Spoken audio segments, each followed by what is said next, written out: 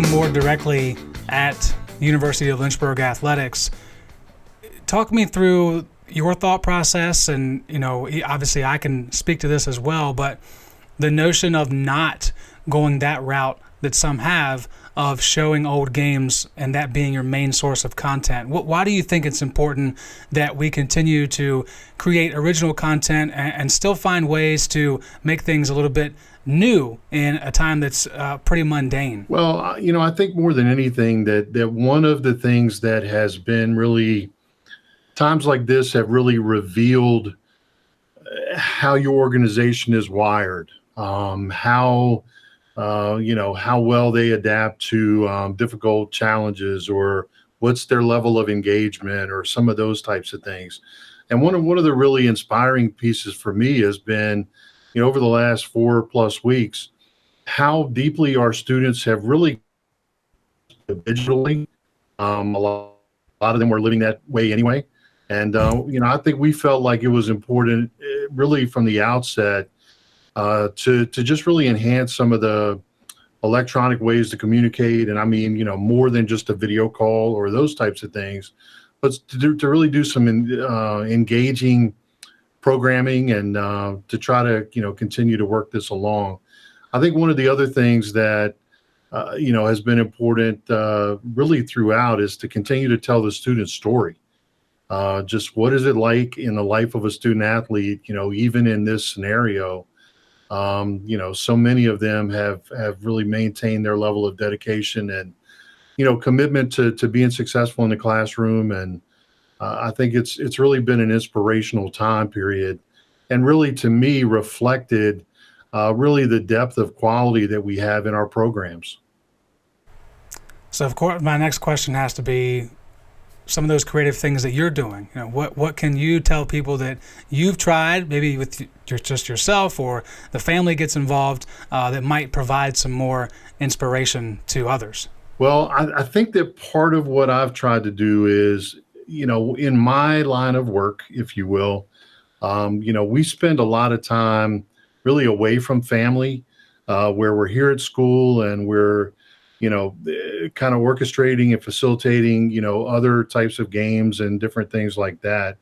And so it's not unusual that the garage at the Waters house would be a little cluttered. So one of our initial things was to clean the garage.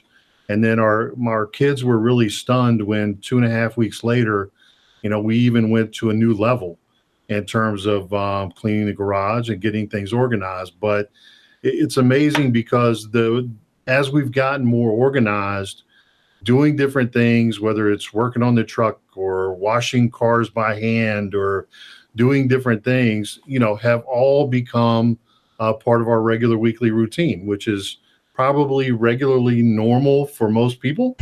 But for folks that, work in a collegiate setting, not always the norm overall. I think the one thing that I tell people all the time is that the homeschool principal at my house wanted to expel the students, parent-teacher conference, which did not go well. So that's why I've spent a couple nights, either sleeping in the office or sleeping in the truck or something. So not too many places to run to now, that's for sure. Well, you brought up something that I heard Coach Olson talk about a few weeks ago, and I'm interested to know your point on this, your perspective on this. One of the many conversations that come from talking about our current situation is, what will it be like at the end, whenever that might be? I'm curious to know from your perspective, what things do you think will stick around? What things that we're doing now, because we have to do them now, will become more of the new normal when time comes for that to be? I was thinking a lot yesterday, never in the time of the history of our country, perhaps, since electronic media and all these other different things, have we all felt that the human race was important enough to just take a pause. And for any of us that have, either lost family members during our lives or, live with folks that are immune compromised or any of that, all of a sudden it became important enough to all of us, to look out for others, that we all just took a pause. And so, I hope that that's something that we all find a way to incorporate the right, pieces of that. I think that from a, like Lynchburg athletics perspective, I mean, I can only imagine the joy that'll be on everybody's faces, to be able to be together again and to share those moments. Whether they're wins or losses, they'll always matter, but they won't matter in the same way. I think that, we all talk about the journey, and certainly our coaches do an amazing job with that as it relates to the student experience and what that journey entails. But, I think that the opportunity to go through those things together will mean even more than they ever have. Well, speaking of moving forward and the future, I'm curious to know, as we get closer to May, into this summer, and there's a lot of different opinions about when this will be over and when we'll be allowed to do certain things. What's the process for someone in your position at this size of a school?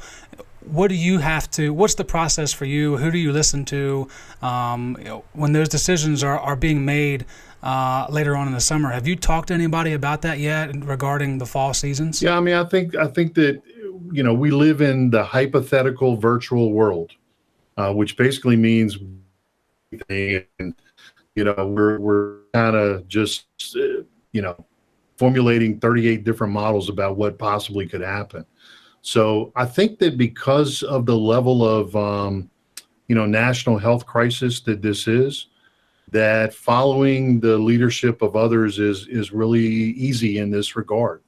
As we kind of work our ways forward, I think the greatest, thing from my perspective is that somebody else will let us know when, things are healthy enough and the environment is right to resume.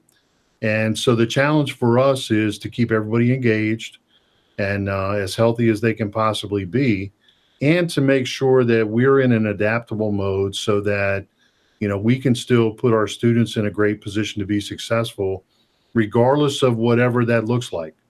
Our hope would be that we play fall seasons and that they would continue as they normally would.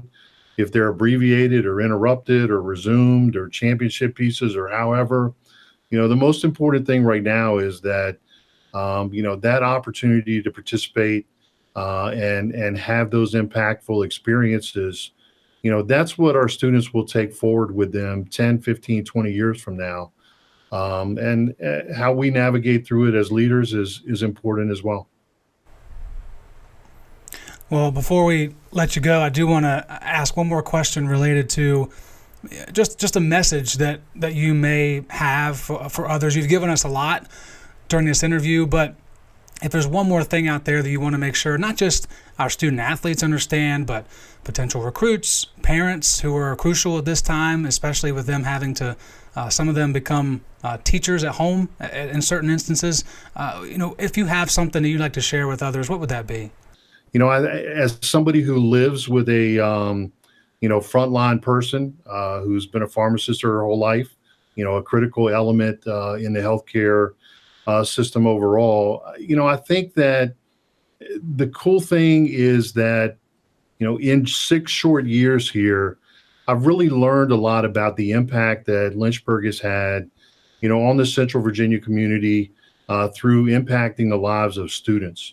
And so, I think about, people, whether it's my wife who's in a hospital setting, overall, I think about Maggie Gunter, who is the daughter of Kelly Gunter, who is worked in the ER at Lynchburg General, probably we've been kind of quarantined for about 40 days. She's probably worked 30 days in the ER on the front lines, all those different things.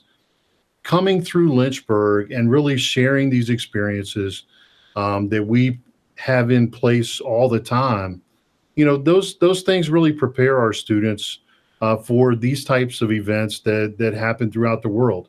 Now, nobody's really that prepared, but the kindness and goodness and intentionality toward each and every student experience, I think those things are ones that translate really well, especially into real life experiences or chaotic experiences, overall. So, Again, I'm really, really optimistic and hopeful toward what the future holds for us.